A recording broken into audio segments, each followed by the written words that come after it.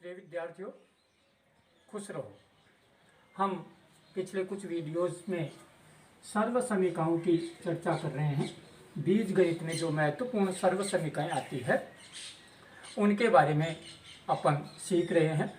अब तक हम दो सर्व समीकरण हल करना सीख चुके हैं। a प्लस बी की होल स्क्वायर, आपको पता है इसका जो है A square plus 2ab plus B square होता है।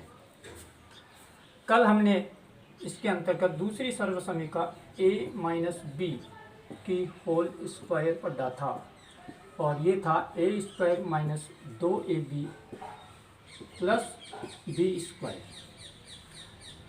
आज हम इसकी एक तीसरी महत्वपूर्ण सर्व समीकरण की चर्चा करने जा रहे हैं और वो है a प्लस बी और a माइनस बी। अर्थात आपकी संख्याएं तो प्रथम संख्या और द्वितीय संख्या वही a और b है, परंतु इसमें आप देख रहे हैं a प्लस बी को a प्लस बी से गुणा करना, a प्लस बी को a प्लस बी से ही गुणा करना, a प्लस बी की होल स्क्वायर में a माइनस बी को a माइनस बी से गुणा करना। ये था आपका a माइनस बी की होल स्क्वायर। परंतु जो आज हम हल करने जा रहे हैं उसमें a प्लस बी को गुणा करना है a माइनस बी से। तो a को a से गुणा करते हैं a का स्क्वायर, a को b से गुणा करते हैं ab। इसी तरह b को अब a से गुणा करेंगे तो वही माइनस ab, और b को b से गुणा करते हैं तो प्लस माइनस माइनस का b का स्क्वायर। अब यहाँ जोड़ की स्थिति जब बनती है तो जोड़ की स्थिति में आपका a स्क्वायर का आपका a स्क्वायर आ जाएगा, एक ए बी और एक ए बी प्लस का और माइनस का ये कैंसिल हो जाते हैं और माइनस का बी स्क्वायर काम में आ जाता है। तो आपकी सर्व समीकरण a प्लस बी को a माइनस बी से गुणा करने पर a square minus B square, अर्थात प्रथम संख्या का वर्ग माइनस द्वितीय संख्या का वर्ग होता है। अब आप ध्यान से देखिए, आपके जब a प्लस बी को, ध्यान से समझना, a प्लस बी को a प्लस बी से गुणा किया था तो यहाँ आपके a प्लस बी आया था, और जब a प्लस बी और a प्लस बी आया है तो यहाँ ये जुड़कर आपके पास 2ab हो जाता है, प्लस का 2ab और ये b स्क्वायर। इस तरह से आपकी पहली सर्व समीकरण बनती है।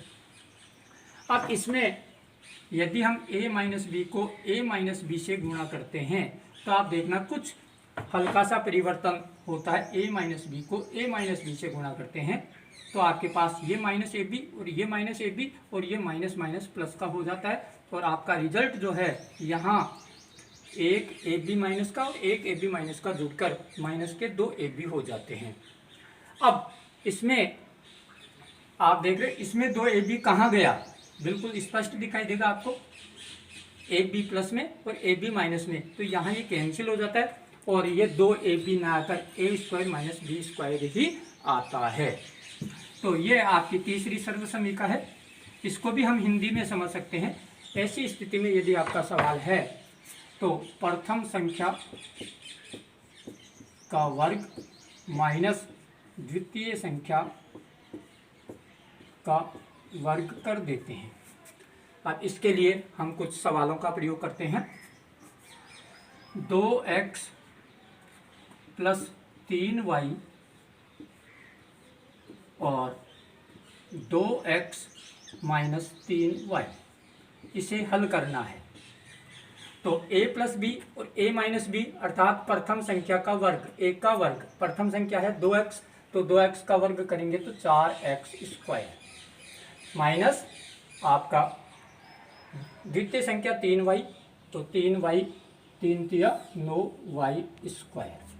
तो आपका 2x plus 3y, 2x minus 3y को हल करेंगे तो 4x square minus 9y square आ जाएगा। एक और सवाल लेते हैं। 6a माइनस 9b और 6a प्लस 9b। बताइए 6 का वर्ग, हाँ सही है, 36a स्क्वायर। 9b अर्थात 9b का स्क्वायर माइनस 9 9 81, 81b स्क्वायर। एक और उदाहरण लेते हैं। 3x माइनस 1 और 3x प्लस 1। तो 3x अर्थात 9x स्क्वायर माइनस 1 का स्क्वायर 1। आज के वीडियो में इतना ही। अगले वीडियोज में हम इनके ठीक उलट चलेंगे। आपके पास A square plus 2ab plus B square में यदि कोई व्यंजक है तो उसको हम a प्लस बी के होल स्क्वायर में लिख सकते हैं। इसी तरह A square minus 2ab plus B square में है तो उसे हम a माइनस बी के होल स्क्वायर में लिख सकते हैं। और इसी तरह A square minus B square है तो उसे हम a प्लस बी और a माइनस बी में लिख सकते हैं। आज के लिए इतना ही, धन्यवाद।